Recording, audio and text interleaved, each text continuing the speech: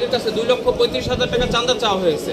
এটা একটা কত জঘন্য একটা পাগল, তাকে আটকিয়ে তাকে মারধর করা হয়েছে, তাকে জোর করে খাওয়ানো হয়েছে, তাকে এটা বলা হয়েছে যে তুমি যতক্ষণ খাইতে পারবা ততক্ষণ পর্যন্ত তুমি বাঁচবা, তুমি খাইতে পারবা না তোমাকে মেরে ফেলা হবে। এবং ঠিকই তাকে এই পরিমাণ মারপিট করা হয়, সর্বশেষে সে মারা যায়।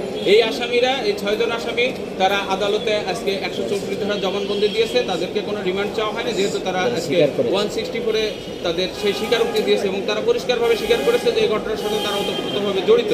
এবং তাদের ফ্যামিলি, তাদের পরিবার এটা জানতো না যে তাদের পরিবার যে এরা এতটাই খারাপ।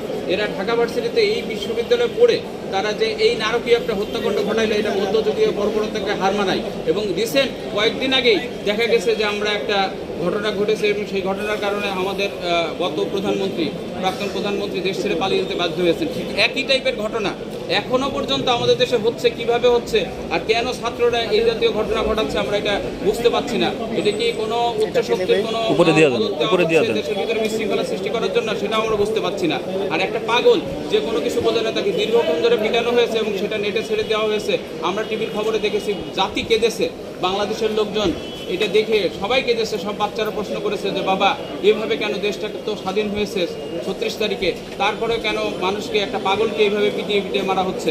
তার কাছে কোনো মোবাইল রিকভারি নাই, কিচ্ছু নাই, সে যে মোবাইল নিয়েছে সেটাও সে বলতে পারে না। তার মধ্যে দীর্ঘক্ষণ ধরে 6 জন মিলে পিটানো হয় এবং তাকে মারা হয়। আমি অ্যাডভোকেট মোহাম্মদ আমানুল করিম রিটন, এটা আজকে 25 নম্বর আদালতে।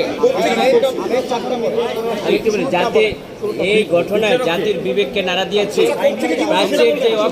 কোর্ট থেকে কি বলছে? ঢাকা বিশ্ববিদ্যালয়ে সরা দিলাম।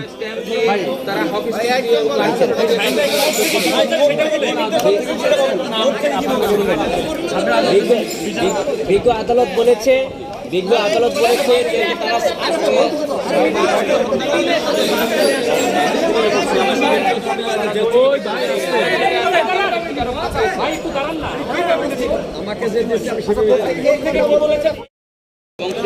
নামে একটা পাগল, সেই পাগলকে তারা মোবাইল চোর